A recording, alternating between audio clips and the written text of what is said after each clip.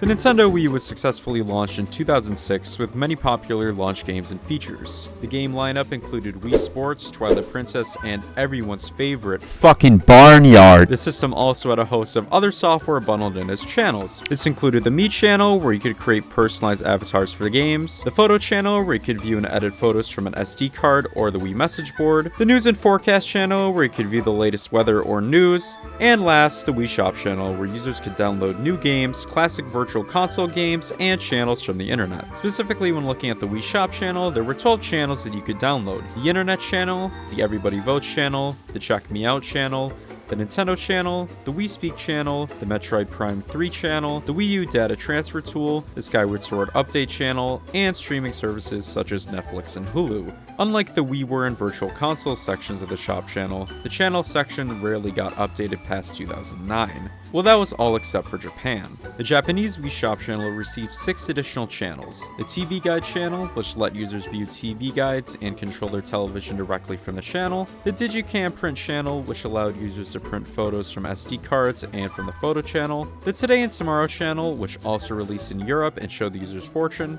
The Debate channel, which let the user order food. The Everybody Cedar channel, which was technically WiiWare and was 500 points, but it was some kind of streaming service that is mostly unknown by Fujifilm. And for the topic of this video, Wii No Ma.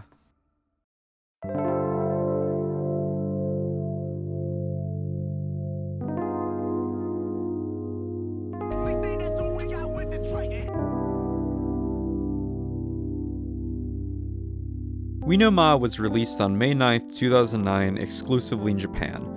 It was a collaborative effort between Nintendo and the Japanese advertising agency Dentsu. I know the title says that Wii No Ma was a streaming service, but it was actually much more than that. The channel not only had exclusive streaming content and video rentals, but also communication features, advertising rooms, DS connectivity, and eventually online shopping. The channel was essentially multiple channel ideas combined into one service.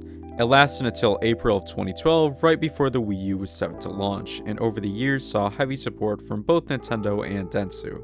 Nintendo has never tried anything like it since, and it remains one of the oddities in the Wii and GameCube era. So what was it like to use the channel?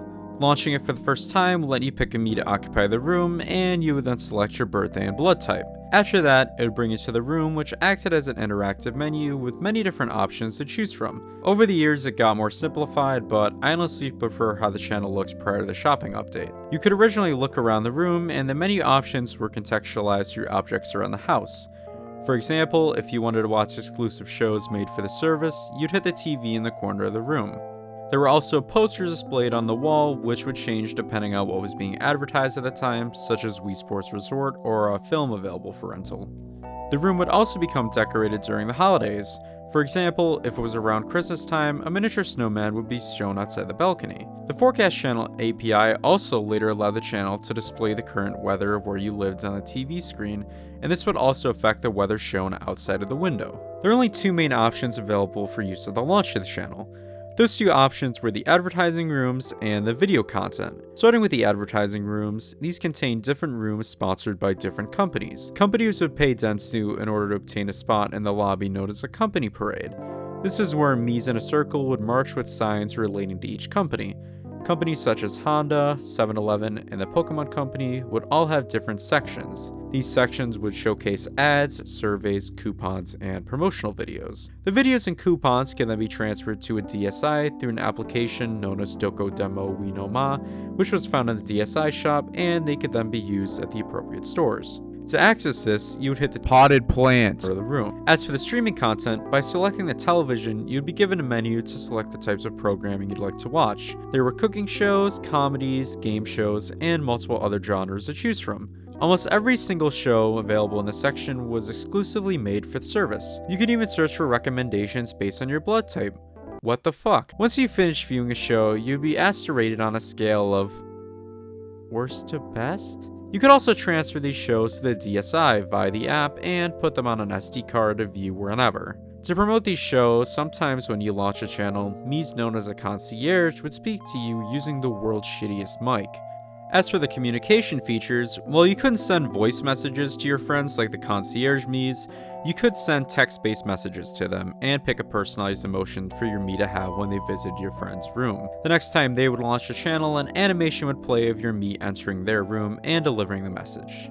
While there weren't many options on launch day and for the next few months following, the channel gained a steady audience of people logging in every day to see what was new.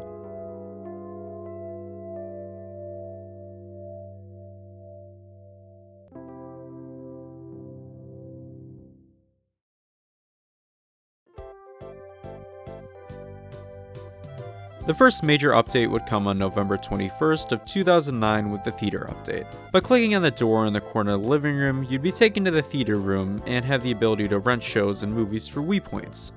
Unlike the exclusive content shown on the TV menu, these rentals were licensed properties from various different companies. The movies and shows included some of Rankin Bass's catalog, Warner Bros., and Disney's, Sesame Street, Kirby Right Back Atcha, and the Pokemon anime and its movies. These rentals would range from 50 Wii points to 500 Wii points depending on how long or how popular the rental was. This is a full year before Netflix would come to the Wii, making this the only way to view movies and shows on the console.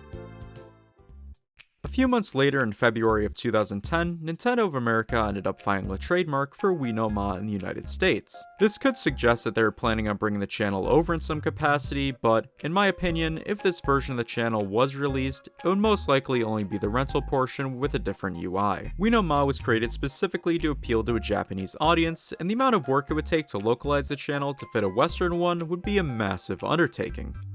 A redesigned Western-style living room would need to be implemented, Western company sponsors in the company parade, all new original programming would have to be produced in English, licensing for American shows and movies in the theater, and running Amazon 2 with international shipping would have been hell.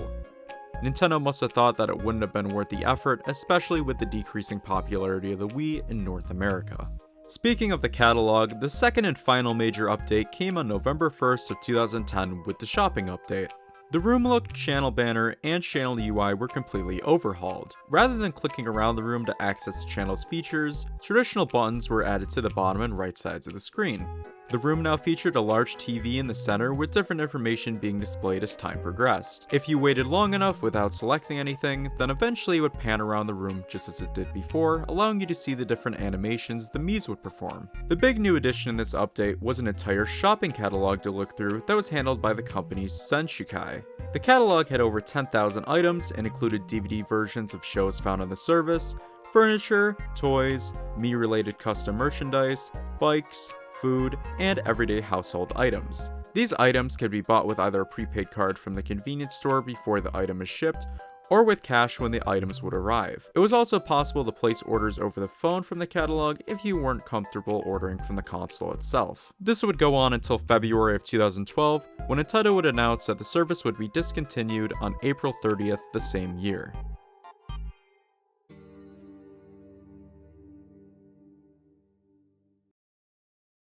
After the shopping update, the channel would receive smaller quality of life updates and different additions to the shopping catalog, rental section, company parade, and original programming. On March 3rd, the final update to the company parade added the Arigato no Ma room, which kicked off the end of the service. The room allowed those to sign up for a chance to win leftover merchandise before the service would conclude. 2 days before the shutdown on April 28th, a special thank you message would be shown on the TV when either booting up the channel or waiting on the main menu, which featured the Miis of the development team saying goodbye and waving to the viewer. The channel could then still be accessed with limited functionality until 11 AM on April 30th when the channel would shut down permanently. By the end of its service, the channel was downloaded over 4.49 million times and amassed a user base of over 8 million. While the service may be discontinued, it'll always remain in the back of my mind and in others who remembered seeing the service back in its prime. Maybe one day Nintendo will release a service like it again, but I highly doubt it with decreased competition in the streaming and shopping market. And that was basically the history of Wii No Ma. If you like the video, please consider subscribing, liking, and sharing, as I spent a lot of time putting it together. Until next time, you can fucking go now, bye.